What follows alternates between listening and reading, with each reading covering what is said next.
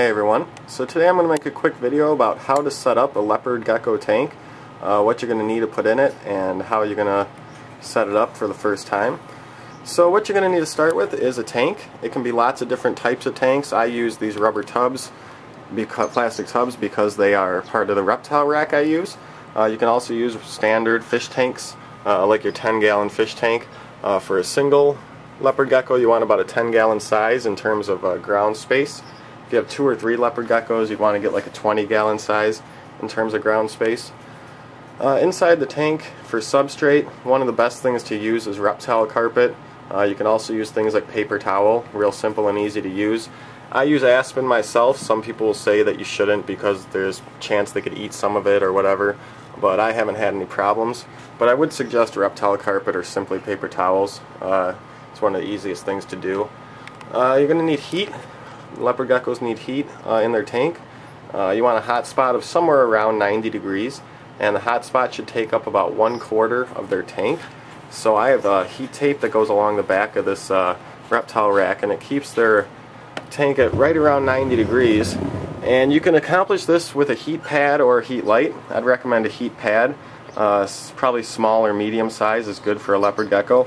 And if you want to get technical, you can get a thermostat. There's lots of different types. This one looks like more like an industrial one, but I think Exoterra sells some. You can find them at the pet store. And these things have a temperature probe. It's connected to this wire that goes up and touches the heat pad, and then it keeps track of the temperature. So it keeps my heat pad temperature and my hotspot temperature right at 90 degrees.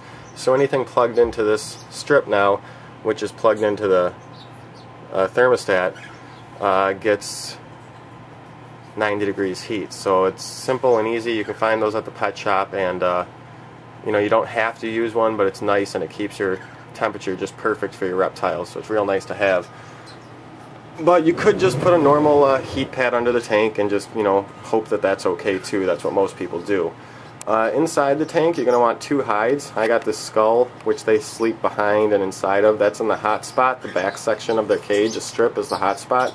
And then you also want to hide in the cooler area of their cage, so they can pick and choose where they want to go to depending on how hot they want to be. Also in their tank, you need a water bowl, you need a food bowl, and a calcium bowl or dish.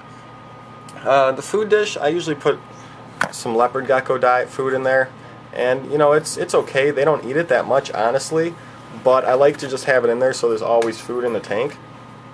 I also throw mealworms in this bowl because they'll just kind of walk around, but they can't get out due to the raised sides. So get like a smooth bowl with kind of raised sides, and you can throw mealworms in there and stuff, and they won't be able to get out. Crickets I just throw in the cage and let them run around.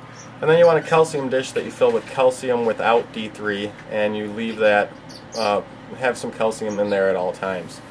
Need to refill mine, actually. I ran out some, got to get some more. So that's really about all you need for a leopard gecko. Let me make sure I went over everything. I mean, you need a 10 to 20 gallon size tank for 1 to 3 geckos. You need your hot spot around 90 degrees. You need your substrate, which can be as simple as paper towel or something like reptile carpet or aspen. You need a hide in the hot spot and the cool spot. You need a water dish, a food dish, and a calcium dish. And that's about all you need to set up their cage. You should feed your leopard gecko, depending on size, a few crickets every day. It depends on how big the leopard gecko is, how many crickets it'll eat, but you'll kind of figure that out on your own.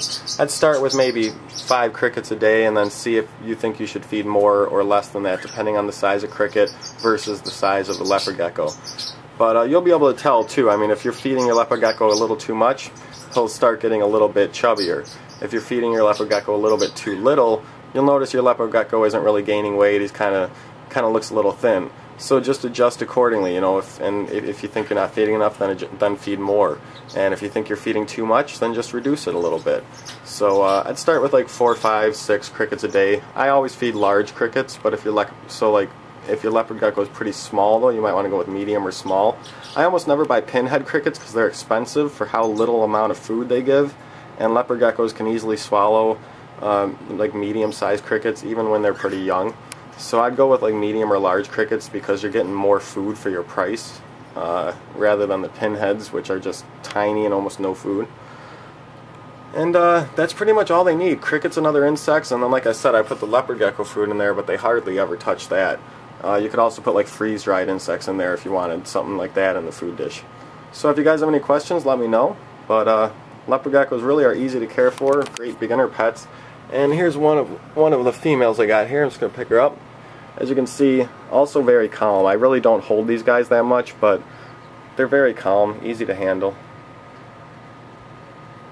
She's got a nub on her tail. I bought her like this. I bought her from LLL Reptile, I believe, and they stated that she had a tail that fell off at one point, so she had a little bit of a scar there. But she's a female, and that wouldn't pass on to the babies. That's not like something genetic that would pass on to the babies. She's a nice yellow hypo color here, so hopefully one day she'll breed. Anyways, throw her back. So yeah, have any questions, let me know, and happy pet keeping.